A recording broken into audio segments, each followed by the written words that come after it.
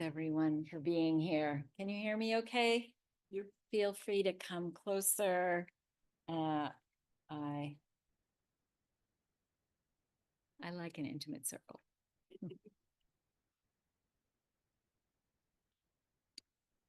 So I'll be talking tonight again about Miaozhong. I gave a talk about Miaozhong in March and then one in April. And I am going to continue to share with you what I've gleaned from studying her teachings. So for those of you that weren't here for my other talks, she was a 12th century Chinese Buddhist nun and abbess. And I first learned of her, it was actually many years ago, when The Hidden Lamp, a book by Sue Moon and Norman Fisher, first came out, Stories of Our Women Ancestors. And there's a story in that book called Miaozhong's Interview. That was my introduction to her. And my teacher, Chris Fortin, at Everyday Zen Women's Retreat, actually did a skit. And she played the part of Miaozhong in a tan bodysuit. And if you're wondering why, I encourage you to read the story if you're not familiar with it.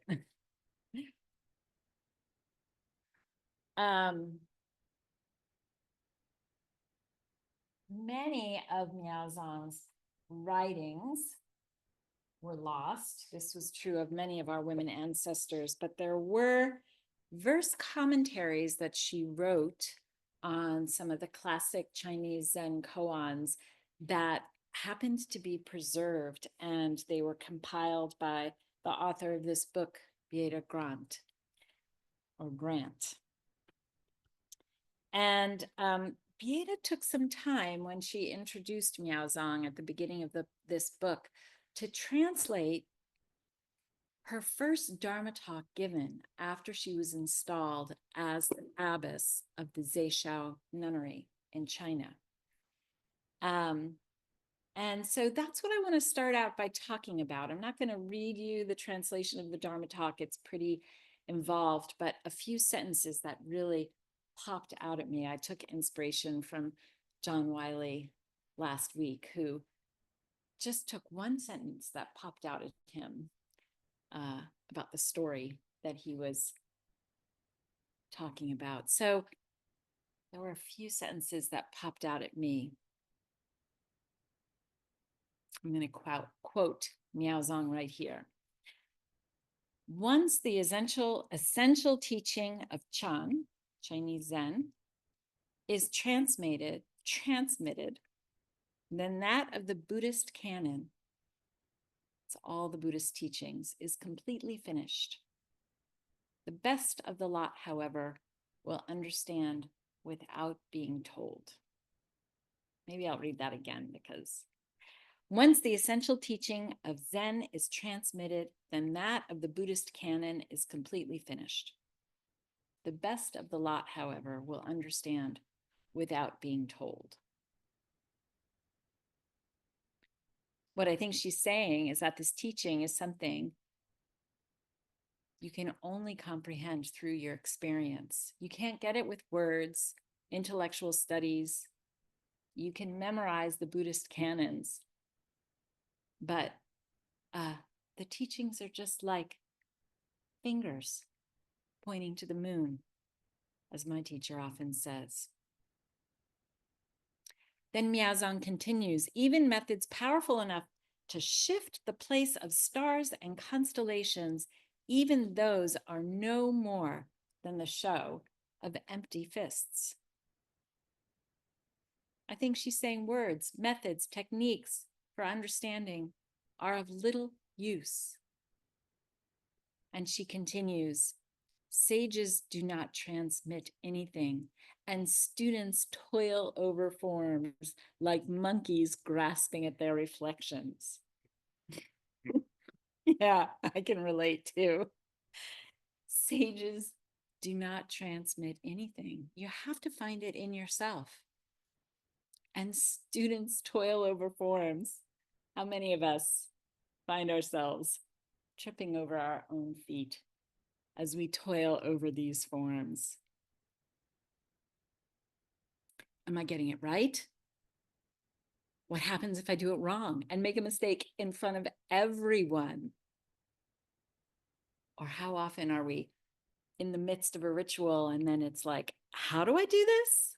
And then you find yourself in a new position, like a Shusou or an Ino, and you're teaching the forms. And then there's a whole nother layer of angst and toiling.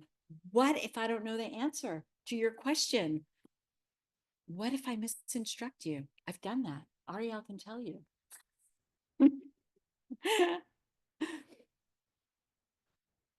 But sages do not transmit anything, Miaozhong says. It's through this toiling that you learn for yourself.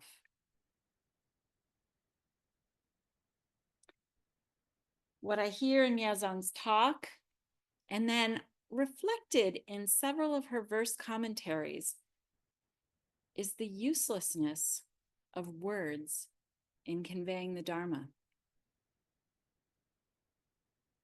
Don't rely on this talk. Don't rely on Miaozhong's talk or Chris's instruction or Tim's Dharma class or any verbal teachings. The truth is found, I believe she's saying, in the silence. It can't be uttered. For as soon as we name it, we conceptualize it. And that in itself is a transgression from non-duality to duality. As soon as we refer to it, whatever it is, right? There's a subject and an object. We've already separated ourselves from it. And listen to my language, separate from it. There's an it and there's a me. It's over there and I'm over here.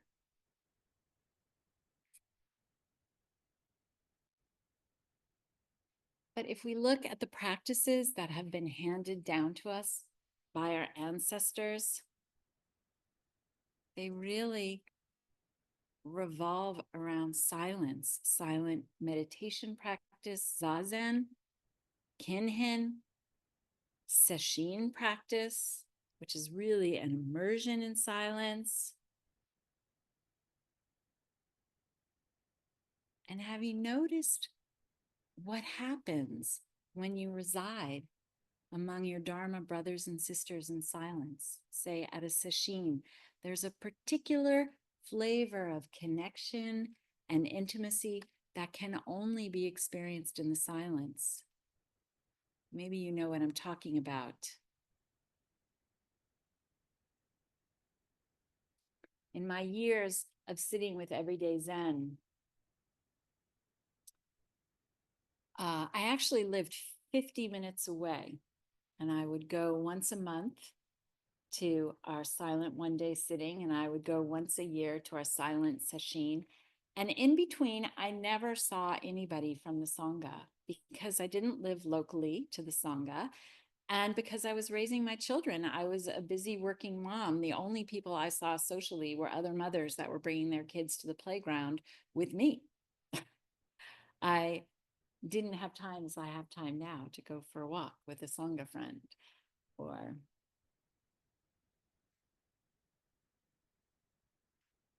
and nonetheless, I grew to feel quite intimate, quite loved and in love with the Sangha, having only shared silence, one-day sittings and sesshins, and nothing more social than that. I remember when I was writing this talk, this popped into my head like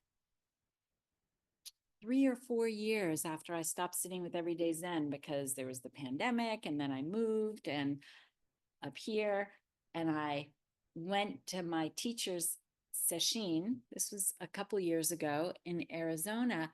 And one of my Dharma brothers from Everyday Zen showed up at the session, and we eyed each other, and we both just leapt up and hugged each other. And it had been years, and I never talked to him anyway. I never saw him once socially, but there was so much love in our embrace. It was a sweet and touching moment.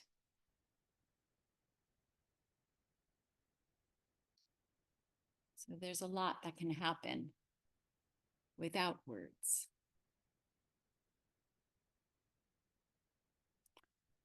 And have you noticed what happens when you emerge from a one-day sitting or a sesshin, and then you begin to talk to people again? That is a very, it's an important transition, I think, to pay attention to.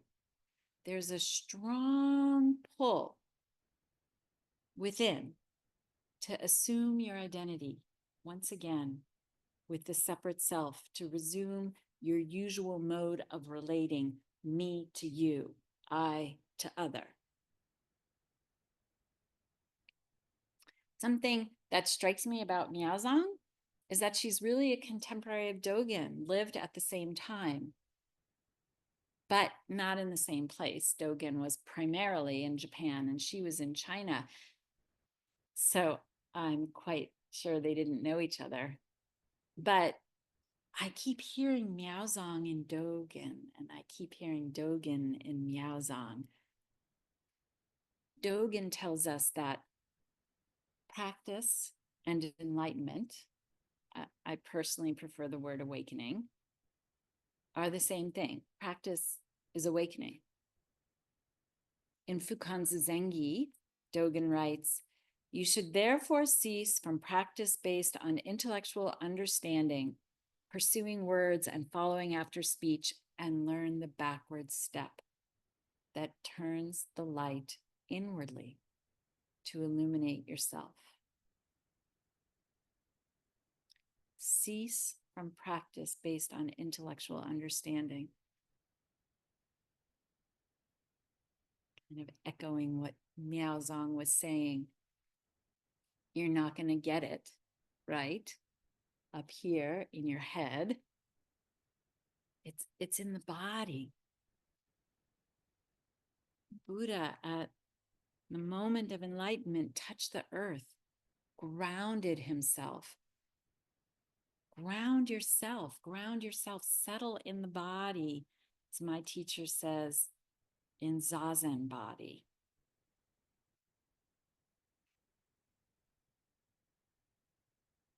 Cease pursuing words and following after speech, he says. I think it's an interesting choice of words that he used to make this point. He uses the words pursuing, right? Cease pursuing words, and following after speech. Pursuing and following both imply that there's something out there to pursue, to follow, something that we go after out there. But no, he says, learn the backward step that turns your light inwardly to illuminate yourself. Come back to yourself. Right here, right now, just this. Notice your sensations. Notice your experience. My heart is beating a little fast, I'm a little nervous. Zazen body is the illuminated self. In the Genjo Koan, Dogen tells us to study the self, to forget the self. And again, study the self like the backward step. Everything you seek is right in here. But he reminds us not to get attached. Don't hold on to anything. Study the self to forget the self. Let it all go. As soon as you hold on to it, you've created separation. You're holding on to something. So I just invite you to take a breath and let go. Norman Fisher once told me, when we watch the breath, we put our attention particularly, or our emphasis, on the exhale, because it's on the exhale that we're letting go.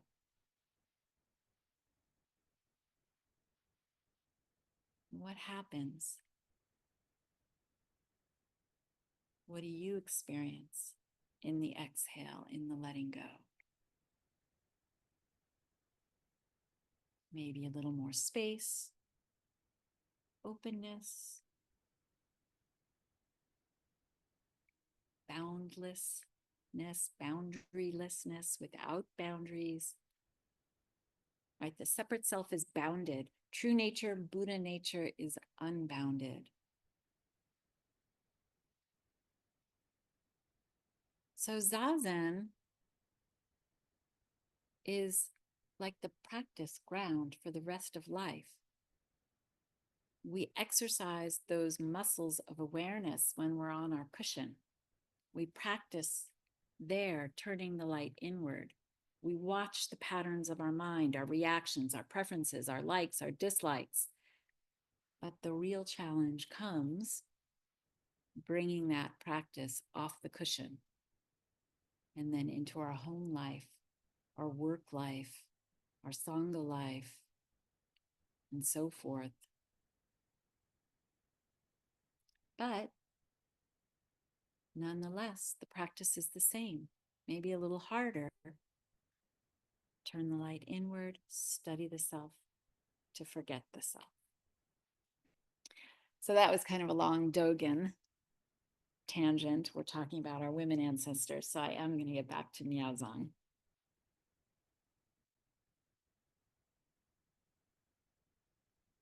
Once the essential teaching of Zen is transmitted, then that of the Buddhist canon is completely finished. The best of the lot, however, will understand without being told. Sages do not transmit anything. So back to wordlessness.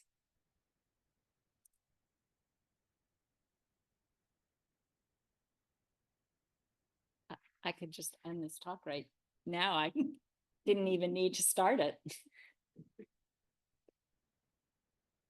We could sit together in silence. Because that's what I think she's telling us. The Dharma is transmitted in the silence. And this message I see woven into her verse commentaries over and over again. And I just wanted to read you a few because, again, they popped out at me. So it only makes sense to hear the commentary in the context of the koan. So I'll read the koan first. This one is called "The World Honored One Ascends His Seat." One day, the world honored one, the Buddha, ascended the seat. And when the great assembly had gathered and settled, Manjushri struck his gavel and said, "Observe deeply the Dharma of the Dharma King. The Dharma of the Dharma King is like this." And the world honored one then came down from his seat. And Miaozhong said, "The true teaching has been transmitted in its entirety." He said nothing. And then again, there's another koan. Zeshou entered the hall and said, "A gold Buddha does not pass through the furnace. A wood Buddha does not pass through the fire. A mud Buddha does not pass through the water. The real Buddha sits within."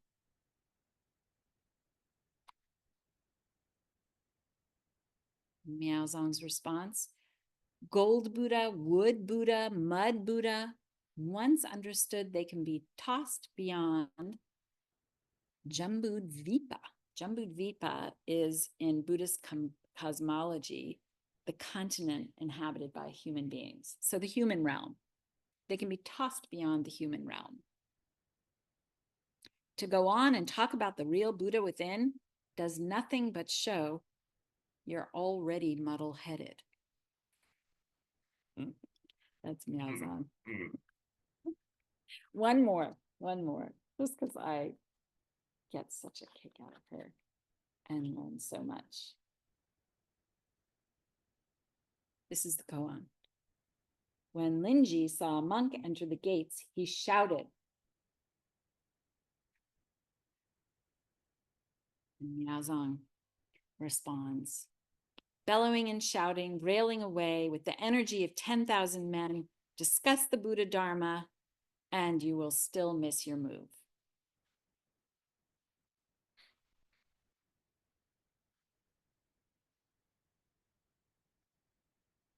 So let's just be quiet together for a minute.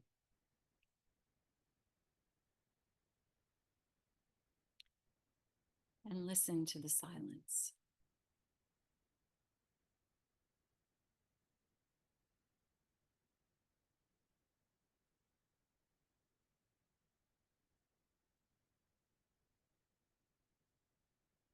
What do you hear when I stop speaking?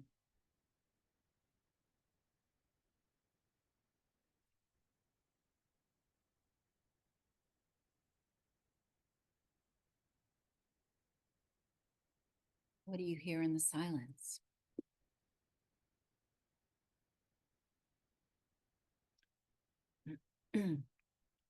There's an old saying, silence speaks louder than words.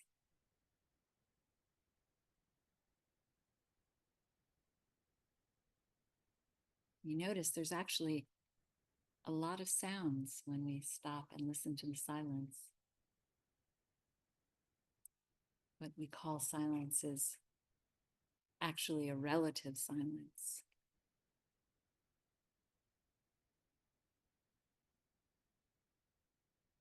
In Zen, we practice relative silence by withholding speech.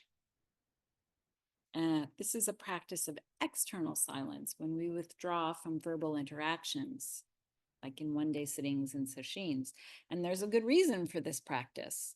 As I mentioned, right, it really minimizes our engagement with the conditioned self. It gives us a break from our conditioned or habituated way of relating to others, our habitual patterns in activity and speech. It gives us a chance to take some space from who I think I need to be in relation to you.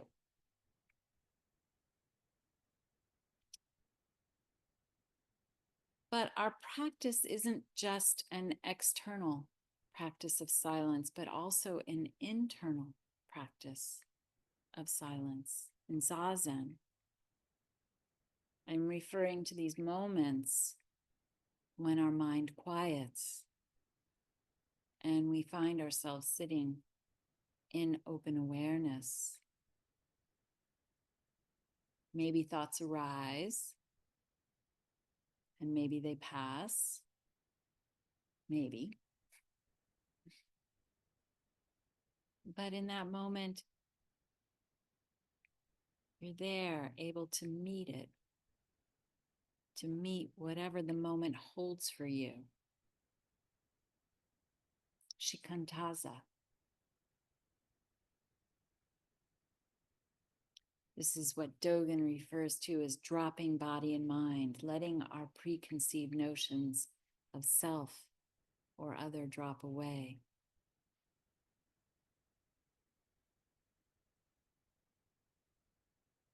What happens when your mind grows quiet?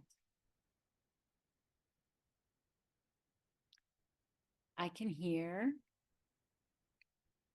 I can see, I can perceive more clearly. Sometimes a curiosity emerges. What now? A not knowing. Spaciousness, an acceptance, compassion, love. Silence is a doorway to know the unknowable, the unspeakable, the mystery of life.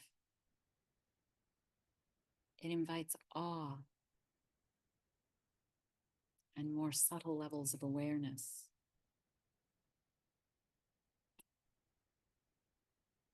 I listened to a Dharma talk recently by Allard Kieras of Shasta Abbey Zen Center. And he says, silence helps us listen to the heart because the heart speaks very quietly. In the place of silence, we get to know ourselves. I can tell you one more story. When I was at Green Gulch in 2018 for the January intensive, Reb Anderson was teaching that intensive, and I asked him about how I bring my practice to my job at the time, which was managing 44 massage therapists in this big spa, 14 treatment rooms, 200 massages a week. I was like, it was kind of an overwhelming job. And I wasn't really sure how to practice with it. And when I asked, this was his reply. Take refuge in the silence, receive the silence, listen to the silence, transmit the silence. His words really touched me then, and they still do. When I got home from my January intensive, I made these little cards. And on the cards, I wrote down his words, and I placed the cards in key places on my desk at work, my desk at home, in the bathroom, on my altar, around my space to remind myself to take refuge in the silence, to receive the silence, to listen to the silence and transmit the silence. And 2 years later, when Tim came to California to live with me, the cards were still throughout my space. And he looked at them and he said, what does this mean to you? Which is a really good question. What does it mean to you?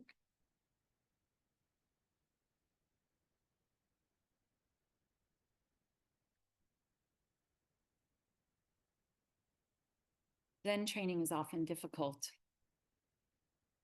When we sit, among other things, we meet our pain, and we are tempted to seek refuge in noise, in distraction. We live in a culture, actually, that encourages noise and distraction. Our various devices, our screens, our obsessions with productivity, accomplishment, our substances, our perceived needs, and more importantly, our preoccupation with getting those needs met, the grasping, the preferences, this, not that. It all creates a lot of noise. It's all can distract us from our pain. I don't know about you, but I need reminders. I need cards placed around my house and my office strategically. I need practice. I need Sangha. We're swimming upstream together. We support each other. In wordlessness, we support each other in silence.